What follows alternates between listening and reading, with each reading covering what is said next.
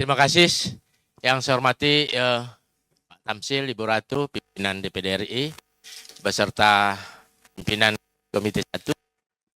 Yang saya hormati Pak Wamen, Pak Men, beserta jajarannya. Saya perkenalkan, saya Pendeta Penrat Siagian dari Provinsi Sumatera Utara. Yang pertama, memang kita punya problem Pak dalam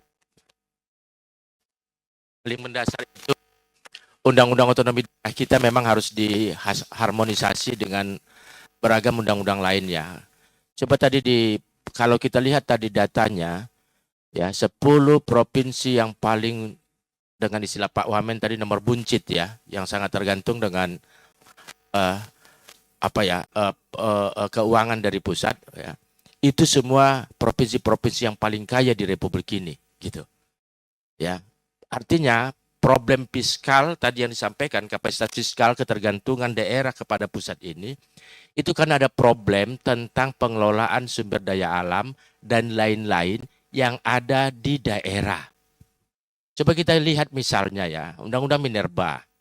Bagaimana mungkin provinsi-provinsi kaya itu ya, yang kemudian berada di urutan paling buncit, yang sangat tergantung dengan pemerintah, tidak diberikan hak karena semua diambil ke pusat.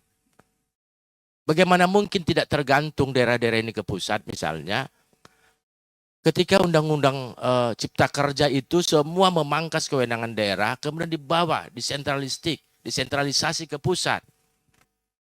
Jadi memang secara sistemik, ya, secara sistemik memang pemerintah memang mendesain ketergantungan daerah ini dengan regulasi-regulasi yang ada. Itu tidak terbantahkan.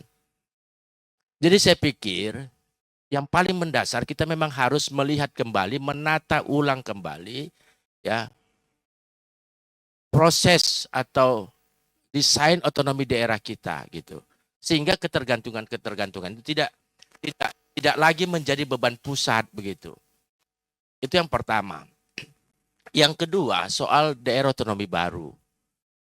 Saya pikir kalau kita lihat ya, tadi disebutkan, saya juga nanti mau minta data ini. Tadi disebutkan oleh Pak Wamen, ada beberapa provinsi atau ada DOB ya, baik provinsi maupun kabupaten yang siap secara persyaratan gitu ya, sesuai dengan peraturan yang berlaku.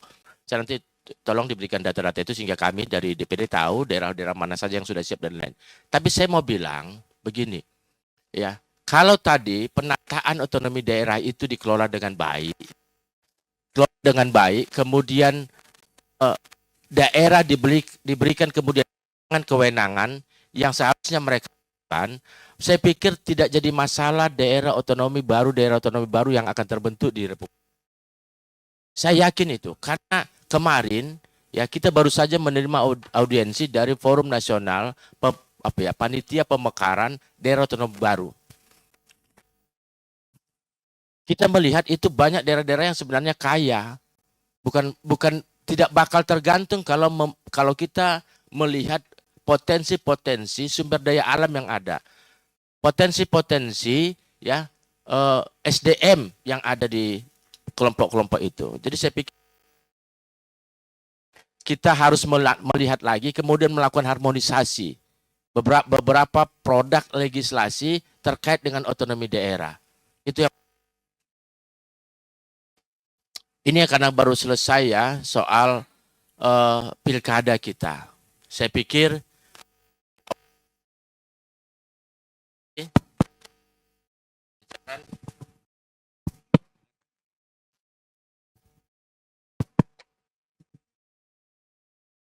tes. Ya, ini yang karena baru selesai pilkada ya, Pak Wamen berserta jajaran kecuali Pak Menteri ini pakai baju coklat gitu ya.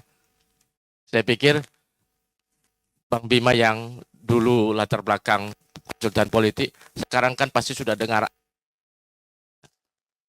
ada Parcok, Partai Coklat. Nah, pikir ini seperti dagelan ya, tapi saya pikir ini problem serius bagi kita ya. Iya, problem serius karena beberapa kali saya sampaikan kepada Menpan RB kemarin saya sampaikan. di sisi ASN ini sangat menjadi polemik bagi mereka. Mereka diseret-seret ke kanan atau ke kiri. Dan konsekuensi muncul ketika yang di kanan atau di kiri yang menang gitu. Yang di kiri menjadi korban ketika yang menang kanan, atau yang kanan menjadi korban ketika yang kiri menang. Maksud saya, itu legislasi-legislasi tentang pemilu kita juga harus kita lihat kembali gitu, sehingga netralitas di beberapa kelompok TNI, Polri, kemudian ASN ini juga perlu. Ini kesekjenan harus apa ini ya? Terima kasih. Sehingga hal-hal ini tidak lagi. Kita menuju proses digitalisasi pemilu, bagaimana mungkin kita bisa ke arah situ kalau secara kultural ya masyarakat belum memiliki kepercayaan publik yang kuat terhadap pelaksana pemilu, terhadap pemerintah dan lain-lain. Bisa dibakar nanti terus-terusan itu kantor pemerintah, kantor Kemendagri, kantor Kemenminfo, ya kantor. Kalau kepercayaan publiknya belum ada, kita sudah masuk ke tahapan digital. Saya pikir itu tahapan kultural yang harus memiliki proses berikutnya. Nah, yang berikutnya, Pak Menteri, karena saya pernah membantu hidup, guys. Ya. Menteri, hampir 60% wilayah administrasi desa publik ini masih status hutan. Desa-desa ini masih berstatus hutan. Dan ini secara administrasi pemerintahan mereka ada di bawah, begitulah ya, Kemendagri. Secara kewilayahan, secara status pertanahan, mereka ada di wilayah Kementerian Kehutanan sekarang dan lain-lain. Maksud saya, ini kan sudah lama Republik ini sudah merdeka, sudah sangat lama, tapi status pemukiman itu, status administrasi desa-desa itu, di mana ada kantor kepala desa dan lain-lain, itu masih berstatus hutan. Saya pikir Kemendagri penting kemudian sama duduk dengan Kementerian Kehutanan sekarang, kemudian memapping itu mana lagi sehingga kita tidak malu.